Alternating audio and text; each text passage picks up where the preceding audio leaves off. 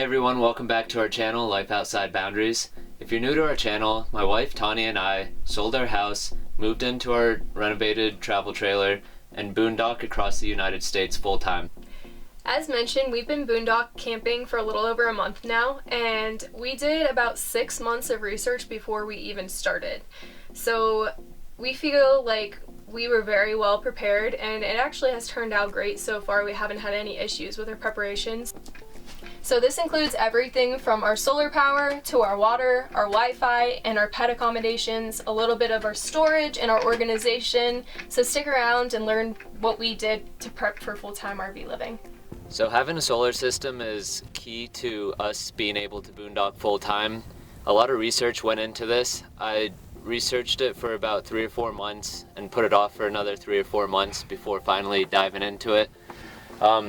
Things you want to consider is how much energy you use per day, how much energy certain appliances uses, such as a vacuum, coffee maker, if you have an electric stovetop, or just even pumping water to flush your toilet or run the sink. Another thing is the battery bank, how many hours you think you need to have stored up to last you over the night or a strain of a couple cloudy days. With our typical energy use, we went out and did a couple weekend trips and determined how much energy we actually use on a typical day. So this helped me narrow down how many amp hours we want to have. So currently we have 3 200-watt solar panels, so that's 600 watts of solar, and then we have 200 amp hours of lithium-ion batteries, and those are 2 Battleborn lithium-ion batteries. We'll link it down below in our Amazon shop. Another thing you need to think about is your inverter size. We have a 2000 watt inverter with a 3000 watt peak. This allows us to heat up coffee and run water at the same time. However, if you're going to be blowing your hair, running your AC, you might want a bigger inverter. Yeah, we don't even run our AC. We can't run our AC off our system because it's too much of a power hog, but we haven't needed it. We have a fan though for that purpose. We decided before we left that we were going to follow the weather and hopefully never need to run our AC. And 1 month down we haven't, so yeah. So far so good. So that's an important thing to think about when you're planning your solar system is where are you going to be staying and what kind of climates and how much power are you going to need to stay comfortable in those climates. Alright, so let's talk about tank size. One of the key things we were looking for when finding a travel trailer or an RV in general was the size of the tanks. We happen to have a 41-gallon freshwater tank up front, and then our gray tank is 31 gallons and our black tank is another 31 gallons. So for this size travel trailer, that's pretty decent, and this lasts us about 9 days. It's actually a lot larger than comparable RVs we found. And then another thing you're gonna want if you are planning on staying boondocking for extended periods of time, say you're 10 miles out in a beautiful place that took you 2 hours to get back there because all of it was dirt roads. We've had this happen before, and this is why we bought a Blue Boy and a macerator. We have it in the back of the truck, and we can just empty our black tank, drive it into town, dump it at a station, and leave our camp set up. This is very convenient so that you don't have to get up and move your camp, and hopefully no one takes it while you're gone, just to do a dump. If you're going the route of a travel trailer, something you really want to think about, especially when boondocking, is a good coupler lock. I did a lot of research on these, those $25 jobs that you can buy at Lowe's, Home Depot, Walmart, the little yellow ones. You watch any video on YouTube, some guy hits it like that and breaks it open. This is our house. I don't trust $25 locks on my camper, so I got the Proven Lock Industries. It's a 1/4-inch steel. Thing weighs about 30 pounds itself. I don't think anyone's gonna get into our camper or able to tow it away when we're out for the day exploring. And another thing, if you haven't decided on what kind of rig you want to do and you want to go full-time, we have to say that the travel trailer is really nice because we can drop it off in a spot like this, just out here. We can go explore and go to areas that are an hour or 2 away if we want to, and go see what's all around the area and not be stuck having to bring our whole house with us and risk losing a spot for the night and having to worry where you're going to stay for the night because you still have your spot reserved. Just take the truck, pull off, go away. And that's where that lock comes in handy when you're leaving, so nobody can hook up to your rig and just pull it out. Something else to consider when you're out boondocking is how you're going to have good cell phone connection or Wi-Fi. We went with a PepWave from Mobile Must Have that allows us to plug in 3 or 4 different carriers hotspots. So we have AT&T hotspot right now at 25 gigs, and we have an antenna on top of the camper and a router inside, which allows us to have Wi-Fi inside the camper and inside the truck while we're driving. It's very convenient and it works lightning fast. We've never had issues with it. Even out in no cell phone connection, we turn on the Wi-Fi and everything works perfectly. Something else that's very essential for any RV application is a good toolbox. Things are gonna go wrong in your RV. Don't know when, don't know why, don't know how, but it's gonna happen, and you need to be prepared to fix it. We've had a couple leaks already. Luckily, I've had zip ties and all the proper equipment to fix it. I guess we'll make another video and go through my toolbox so we can show you what's very essential, and I use just about everything in here. So of course the first thing that you need is some box wine. Just kidding, we have a lot more important topics to cover. Let's talk pet accommodations first. Of course he wants to leave me as soon as I sit next to him. So we have our 2 cats, as we mentioned before, and we thought about a lot of things that we were going to need to make sure that they were happy traveling with us and that we were happy having them with us. So we made this little kitty section down here. Really good must-haves down here. So first of all, we installed this cat door, which is where their litter box is, and their litter box actually sits inside this cabinet in our kitchen in the very bottom portion.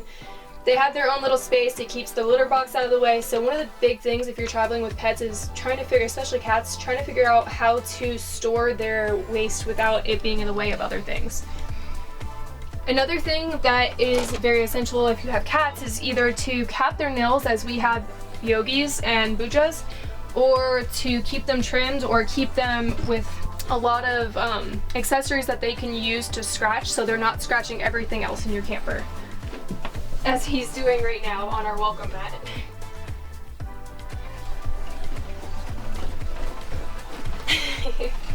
Caught him in the act, but we actually realized at the house that he loved this welcome mat, so we brought it and put it inside the camper just so that he had something to scratch. Even though he has his caps on right now, he still likes scratching. So it's definitely important to have things that are meant for them to scratch. Another thing is cute little beds and areas where they can sleep and stay comfy. We actually put this blanket in this basket just for them and they love it. The bush. Little blob. Our next things are, so this pet bowl is a absolute must-have. So, oops, I'm gonna spill it everywhere. They stack. So when you are coming and going a lot, which we have been a lot recently, you can stack the water and food, lock it, and then there's a lid that also locks with handles, and store it away, so you don't have to dump it every time you get up and go, and it's not spilling all over in the camper. I actually forgot to put it away, that's why this is all white right now. But it's extremely handy and it makes life a lot easier not to have to refill the water and refill their food every single time we come in the camper and go. Yeah, and there's Yogi using his litter box.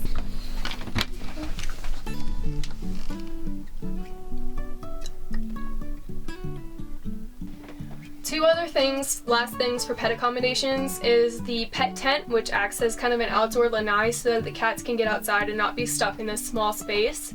And the cat harness and cat leash. Those are also both in our Amazon shop, so if you're interested in those, they work great and Yogi loves them. Bucha is not really outgoing, but she would love them if she was outgoing, so check those out.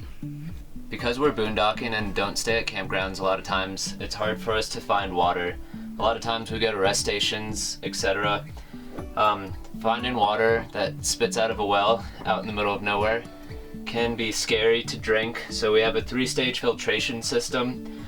The first one removes any bacteria and little particles. This goes straight onto the hose connection, and then our hose goes into the camper. So before it even gets into the camper, it has one filter. Then we have a Berkey system that we use. This is our second source of filtration system. And then to top it off, before we drink it, we use these two, 1 drop of each for a gallon. And we've had free water for 1 month and 0 stomach problems. So I'm pretty happy about that. It seems to be working fabulously.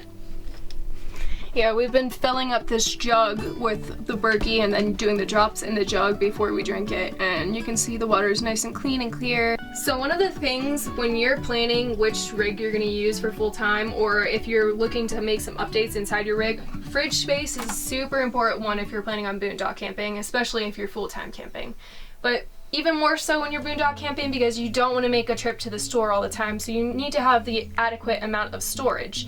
On top of the storage for the fridge is how the fridge is powered. So ours actually can be powered through our battery, which is charged through our solar panels, or it can be charged or ran off of propane. So if we aren't getting a very good sunny day, our fridge isn't not working and our food all melting and getting spoiled. So we can switch it back and forth, but we will mention that this fridge uses about 400 watts of energy when it kicks on. It doesn't stay running the entire day. It kicks on, kicks off, kicks on, kicks off, and that's kind of a lot. So if you don't have a lot of sun, it really could easily suck all of your power. But on top of the fridge storage, having a separate freezer is super important, especially when you find those great deals at the grocery store, like 25-cent breakfast sausage links. And they're local too. So we found these for 25 cents and we bought like 6 of them, and we decided to freeze them because they were on their last day before they were needed to be sold or used. So lastly, I want to talk organization, because when you're living in a very small space like this full time and you want to have everything you need, but you also don't have unlimited space, it's important to stay organized and make sure you have the proper utensils and accessories you need to do so. So some of the ones that we found, especially in our kitchen area, we have very limited counter space, as you can see. The banana hammock, these baskets or these nets bags that we keep our vegetables in are great. Anything to keep things off of the counter space. So the paper towel holder being up there. We have actually our magnetic knife strip back here, which holds the knives up and off the counter as well.